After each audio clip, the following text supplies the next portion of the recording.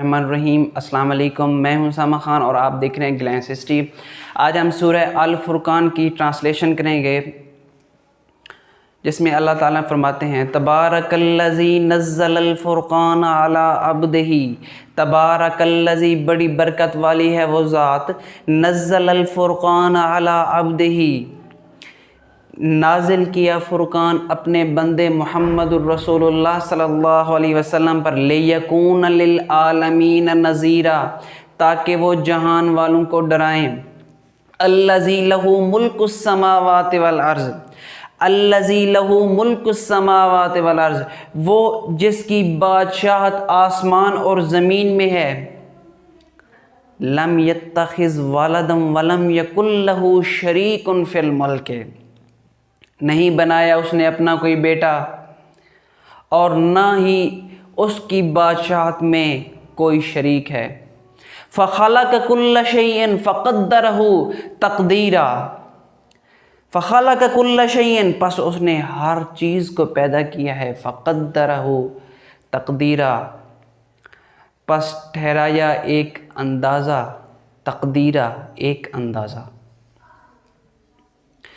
وَاتَّخَذُوا مِن دُونِهِ آلِهَةً لَا يَخْلُقُونَ شَيْئًا وَهُمْ يُخْلَقُونَ، اللہ تعالیٰ کی اتنا ہی صفات ہیں، یہ ساری چیزیں پیدا کرنے والا اللہ تعالیٰ، انسانوں کو بنانے والا اللہ تعالیٰ، آسمان و زمین کا مالک اللہ تعالیٰ، پھر بھی لوگوں نے کیا کیا؟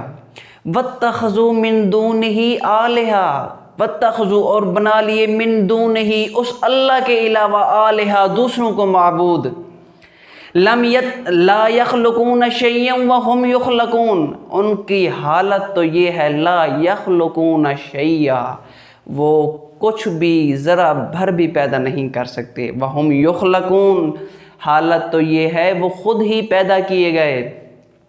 جو خود پیدا کیے گئے ہوں وہ دوسروں کو کیا پیدا کر سکتے ہیں؟ جو خود پیدا کیے گئے ہوں وہ دوسروں کو کیا فائدہ پہنچا سکتے ہیں؟ جو خود پیدا کیے گئے ہوں وہ دوسروں کو بیٹے بیٹیاں اولاد کیسے دے سکتے ہیں؟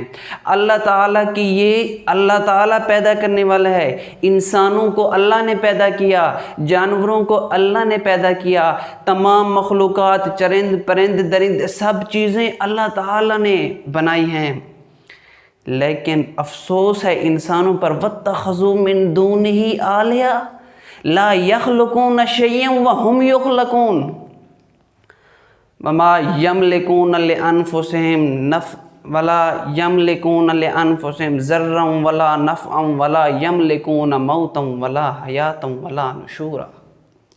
وَمَا يَمْلِكُونَ لِأَنفُسِهِمْ ضَرًّا وَلَا نَفْعًا، وَمَا يَمْلِكُونَ، اور نہیں وہ مالک، لِأَنفُسِهِمْ، اپنی ہی نفسوں کے، وہ اپنی ہی جانوں کے بھی مالک نہیں ہے، ضرًّا وَلَا نَفْعًا، نہ وہ نقصان کے مالک ہیں، نہ وہ نفع کے مالک ہیں، نہ وہ اپنی ذات کو کسی نقصان سے بچا سکتے ہیں، نہ وہ اپنی ذات کو کوئی فائدہ دے سکتے ہیں اگر اللہ تعالیٰ نہ چاہے۔ وہ کچھ بھی نہیں کر سکتے، نہ وہ خود کو نفع پہنچا سکتے ہیں، نہ نقصان پہنچا سکتے ہیں، نہ کسی اور کو پہنچا سکتے ہیں، نہ وہ کسی چیز کے مالک ہیں، نہ وہ کسی چیز کے خالق ہیں۔ پھر بھی لوگوں نے اتنے بڑے خالق کو چھوڑ کر، اتنے بڑے الہ کو چھوڑ کر دوسروں کی عبادت شروع کر دی۔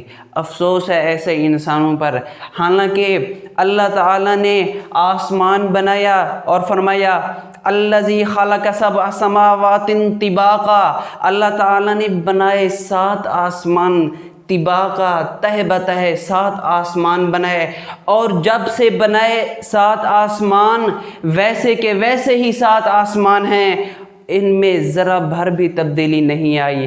اللہ تعالیٰ فرماتا ہے فرجع البصر، اپنی نگاہوں کو دوڑائیے آسمان کی طرف، اس میں کوئی نقص نظر آتا ہے؟ جب سے ہم نے یہ آسمان بنایا ہے آپ دیکھیں اس میں کوئی نقص نظر آیا ہے آپ کو؟ کبھی آپ نے یہ دیکھا ہو جس طرح سے انسان ہے، ایک انسان گاڑی بناتا ہے تو اگلے سال اس کا نیا ماڈل لے کے آتا ہے، حالانکہ ایک انسان نہیں ہوتا، کافی سارے مل جل کے ایک گاڑی بناتے ہیں، اسے جتنا ہو سکے اس میں اچھی چیزیں لے آتے ہیں، لیکن اگلے سال وہی گاڑی ہوتی ہے، اس کا ماڈل چینج ہوتا ہے، اس میں چینجز لے آتے ہیں، لیکن آپ یہ نہیں سوچتے کہ جس نے اتنا بڑا آسمان بنا دیا اور جب سے بنایا اس میں کوئی چینجمنٹ نہیں آئی، اس سے یہ ثابت ہوتا ہے کہ اس کے بنانے والا بھی ایک ہے اور وہ وحدہ لا شریک لہ ہے، اس کا کوئی بھی شریک نہیں ہے۔ کیونکہ جب سے اس نے آسمان بنایا نہ تو کوئی اس آسمان میں نقص ہے، نہ آج تک اس آسمان میں کوئی تبدیلی آئی۔ اللہ کے ساتھ اور بھی الہ ہوتے تو وہ تو کہتے کہ آسمان کب سے اس کا ایک ہی رنگ ہے، اس کا رنگ چینج کر دیتے ہیں، اس کا رنگ بلو ہے، اس کا رنگ ریڈ کر دیتے ہیں، اس کا یلو کر دیتے ہیں۔ نہیں، جب سے اللہ نے آسمان بنایا ہے اس کا کلر بھی وہی ہے اور اس میں کوئی نقص بھی نہیں ہے، جس سے معلوم یہ ہوتا ہے کہ اس کائنات کو بنانے والی ذات ایک واحد اللہ کی ہے، اللہ کے سوا اور کوئی معبود نہیں ہے۔ اس لیے چاہیے تو یہ تھا کہ وہ اللہ تعالیٰ کی عبادت کرتے، لیکن انہوں نے اللہ کو چھوڑ کر وَاتَّخَذُوا مِن دُونِهِ آلِهَةً لَا يَخْلُقُونَ شَيْئًا وَهُمْ يُخْلَقُونَ وَمَا يَمْلِكُونَ لِأَنفُسِهِمْ ضَرًّا وَلَا نَفْعًا وَلَا مَوْتًا وَلَا حَيَاةً وَلَا نُشُورًا۔ نہ تو جن کی وہ اللہ کے سوا عبادت کرتے ہیں، نہ تو وہ اپنی موت کے مالک ہیں، نہ وہ اپنی حیات کے مالک ہیں، اور نہ وہ دوبارہ زندہ اٹھائے جانے کے مالک ہیں۔ کسی بھی چیز کے مالک نہیں ہیں، نہ وہ کسی چیز کی ملکیت رکھتے ہیں۔ پھر بھی لوگوں نے اللہ کو چھوڑ کر ان کو پوجنا شروع کر دیا، اس اللہ کو چھوڑ کر جس نے فرمایا اللہ لا الہ الا هو الحی القیوم، جو ہمیشہ رہنے والا ہے، جسے نہ اونگ آتی ہے نہ نیند آتی ہے، اسے چھوڑ کر، اتنی بڑی ذات کو چھوڑ کر پھر بھی لوگوں نے دوسروں کو الہ بنا لیا، پھر بھی لوگوں نے دوسروں کی عبادت شروع کر دی۔ افسوس ہے ایسے انسانوں پر۔ اور دیکھیے، کبھی آپ نے یہ بھی سوچا ہے کہ آپ دن بھر کام کریں، دن بھر آپ کام کرتے رہیں تو آپ کو پسینہ آتا ہے۔ یہ پسینہ کیوں آتا ہے جی؟ کیونکہ ہمارے جسم میں پورز ہیں، ہمارے جسم سے پورز ہیں، جس کی وجہ سے ہم جب کام کرتے ہیں تو ہمیں پسینہ، ان پورز سے پسینہ نکلتا ہے۔